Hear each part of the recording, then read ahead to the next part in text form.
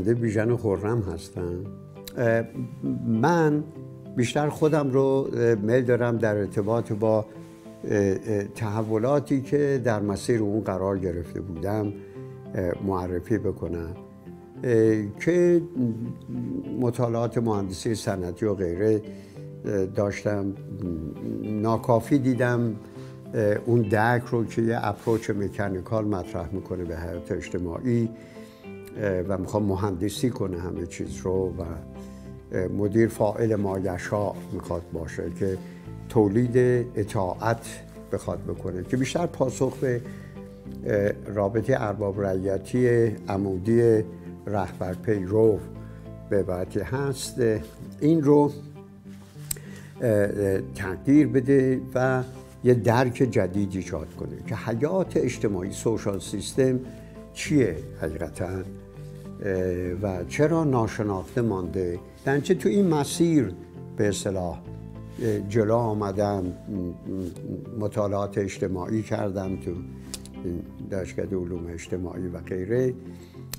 و بعد در تأسیس سازمان مدیریت صنعتی ایران 1141 ما قبلش بودم و دخالت داشتم و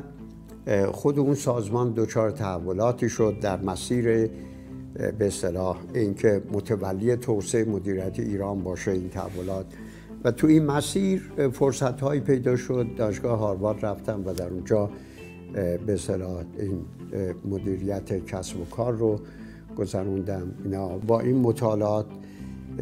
به دعوت شدم برای ایجاد تحول در نظام آموزش ایران. یه 2 سالی معاونت آموزش وزارت آموزش پرورش رو داشتم برای ایجاد یه دگرگونی هایی در اونجا که بحث مفصلیه که چطور ما بتونیم آشتی بدیم تعلیم و تربیت در توسعه فردی و آموزش و پرورش در توسعه اجتماعی رو و همه این ابعاد بتونه لحاظ بشه و فارغ التحصیلی به وجود بیاد که غافل نباشه از هیچ کدوم از این ابعاد و غیره. و بعداً هم در دانشکده آکسفورد یه تحقیقات بسیار دکترا رو انجام دادم که در اونجا این مفهوم عمیق‌تر توسعه پایدار با رویکرد سیستمی کوششی بود که تعمیق بشه. خود اون محصولاتی رو ساخت که در زمینه برنامه‌ریزی توسعه در دانشگاه لندن در اونجا دوره‌هایی رو برای برنامه‌ریزای به اصطلاح توسعه ملی و بین‌المللی اجرا کردیم و بعد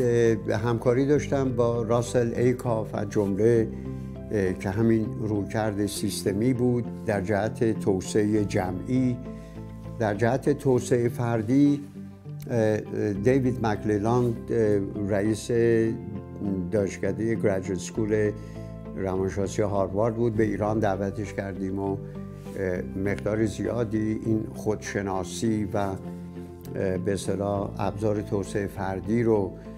جا انداختیم، ولی بعد دیدیم که این اولا ناکافیه و بعد هم دیدیم که توسعه فردی در خلا خیلی سخت اتفاق میفته مگر در یک کانتکست بزرگتری که توسعه جمعی توش اتفاق بیفته و اون جمع افراد رو علاقمند وادار بکنه که خودشون رو بشناسن و خودشون رو تغییر بدن به اصطلاح. و بعد این برنامه تبدیل شد به یه دوره دکترای 2 ساله در دانشکده وارتن دانشگاه پنسیلوانیا که در اونجا با ایکاف همکاری داشتیم و بعد اونجا بیرون آمدیم و یه مؤسسه مشاوره ایجاد شد در فیلادلفیا به نام اینتراکت. کمی اسمش میخواد بگوید که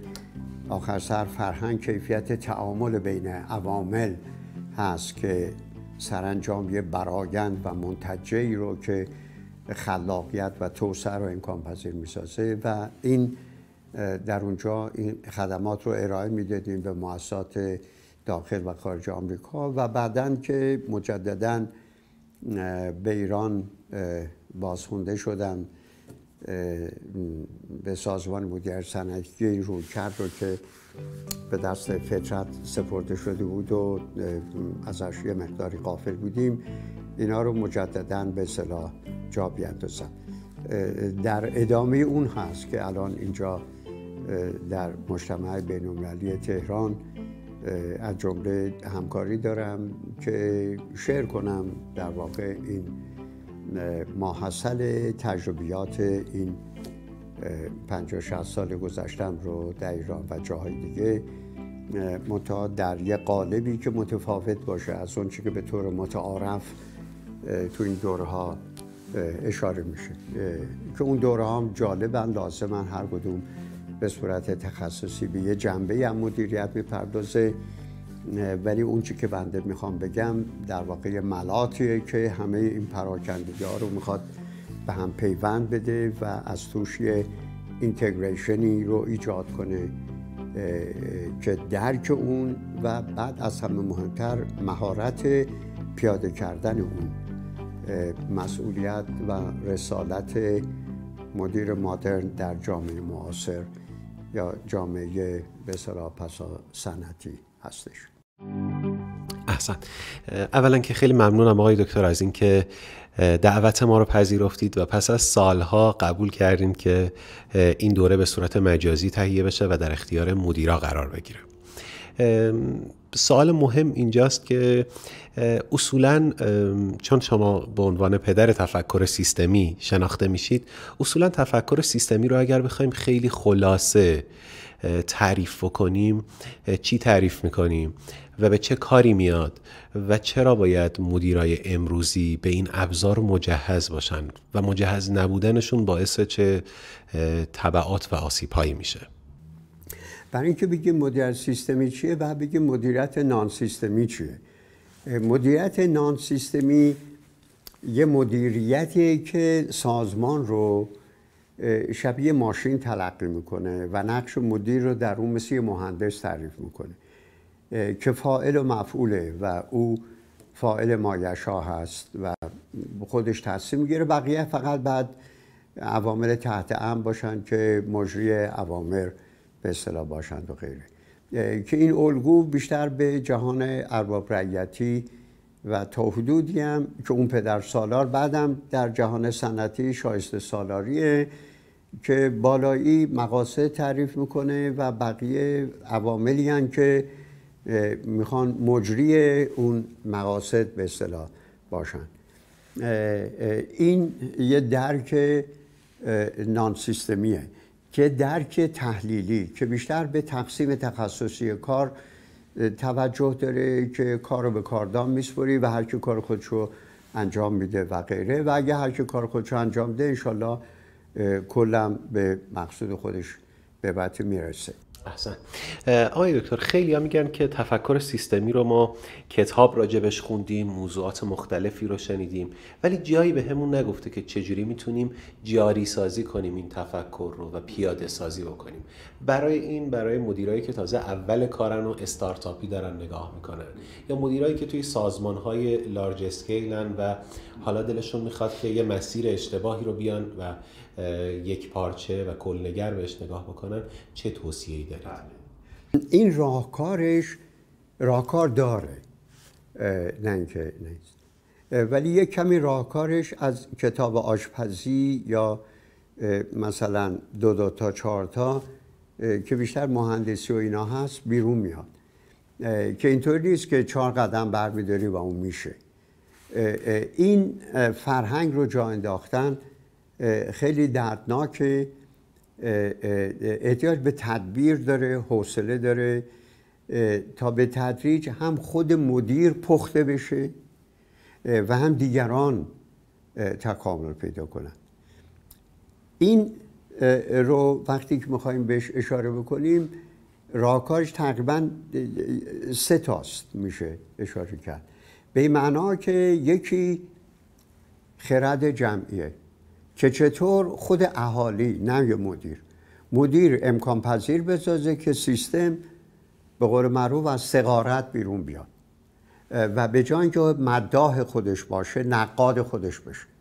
و سیستم بتونه خودش رو تو آینه ببینه و عیب‌ها و نواقص و نارسایی‌های خودش رو به جای اینکه انکار کنه، فرافکنی کنه، تقصیر دیگران بیاندازه، به عهده بگیره.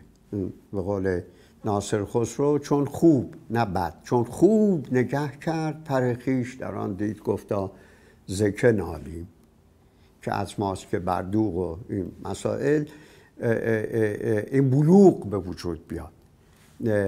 که انسان به جای اینکه انکار کنه اقرار کنه عیب‌های و به اصطلاح نواقص خودش رو. این واقع بینی نقادانه که به جای اینکه کورخونی نبینی از خودت خوشت بیاد و به اصطلاح خودشیفته بخوای باشی، بخوای ببینی که نه، خود من ممکنه محاسن عیبایی هم دارم و این عیبا رو باید رفع کنم. دیگران آره از ما سوء استفاده میکنن همونجور که ما هم میکنیم. دیگران بر ما سوارند به خاطر بهره برداری از فرصت‌هایی که نقاط ضعف ما در اختیار اونا قرار میده و تا این ضعف در ما هست اونا هم بر ما سوارن. در چه هیچ مقدار فحش‌های بد و بیراد دادن به دیگران، لعن و نفرین کردن مشکل حل نمیکنه مگر به خودمون لعن نفرین کنیم که چرا این فرصت‌ها رو برای دیگران فراهم کردیم. واقع بین و یکی دیگه دیدن حقیقته. حقیقت اون چی که محق باید باشه ولی نیست، واقعیت ماوقعه، اون چی که هست ولی خوب نیست که باشه.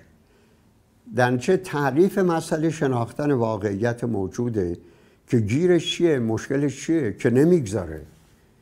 اون روی کرد، اون آرمان ها رخ بدن. بازدارنده ها موانع چیه؟ این موانع رو اقرار کنیم، شفاف کنیم و غیره. و دیگری بگیم خیلی خوب اگر که این مبدأ مقصد ما کجا باید باشه که نیستیم و بعد ببینیم چجوری این مسیر گذار رو از این مبدأ نامطلوب به سوی اون مقصد مطلوب بتونیم طی کنیم و ببینیم که این مسیر شدنیه ولی یه شبه راه 100 ساله نمیشه رفت. یعنی در واقع گرفتاری این است که مدیرا غالبا خیال میکنن که این یه دونه کارم همه کارشو خود اون باید بکنه. نه، همه کارو میکرد حالا باید نکنه، بعد بذاری دیگران بکنن. کار او ساپورت کردن و فضاسازی و توانمند کردن دیگرانه برای اینکه با هم بتونن مشکلات مشترکشون رو تعریف کنن و با هم بتونن اون مشکلات رو حل کنن. و اگر این قدرت در سیستم به تدریج پرورش پیدا کنه، این بهترین دینیه یا هدیه‌ایه که یه رهبر خوب میتونه بده، به طوری که سیستم به تدریج بتونه به جای اینکه قائم به فرد باشه قائم به ذات بشه. و توسعه پایدار یعنی بیدار کردن یه چنین استعدادی که در گذشته سرکوب شده و حالا باید ما اینو سرافرازش به اصطلاح بکنیم. درنچه آره کار سختیه، کار دشواریه، هیچ وقت هم به انتها نمیرسیم ولی میتونیم آغازگرش باشیم و اگه ما شروع بکنیم و دیگران یاد بگیرن به تدریج این نهال پرورش پیدا میکنه و اینه که باید بشه. ولی اگه بخوایم خودمون اول و آخر رو یه جا با هم دیگه انجام بدیم، اون به اصطلاح یه قدرت سنتی سرکوب و مشکل زا به عبارتی است که به جای اینکه اینو پرورش بدیم سرکوب میکنیم، نقض قرارداد میکنیم، چون ناخودآگاه میخواهیم منویات خودمون رو اجرا کنیم و خود این مشکل زا به عبارتی است. بله، راه آسانی نیست، پردردسر، حوصله میخواد و معنیش هم نیست که یه دفعه از این ور مدیر همه کارو میسپره به دیگران. هم خودش باید یاد بگم، دیگران یاد بگیرن که یواش یواش نهال مشارکت اتفاق بیفته و انسان‌های جدید بدون اینکه مشارکت بکنن در سرنوشت کلی که جزئی از اون هستن احساس تعلق و تعهد نمیتونن بکنن. وقتی احساس میکنن که در واقع گماشته هستن، مستخدم هستن و اونجا هستن که مقاصد رو اجرا کنن که به اونا مربوط نیست و در مقابلش یه پولی بگیرن و به غفلت زندگیشون رو اجرا بکنن.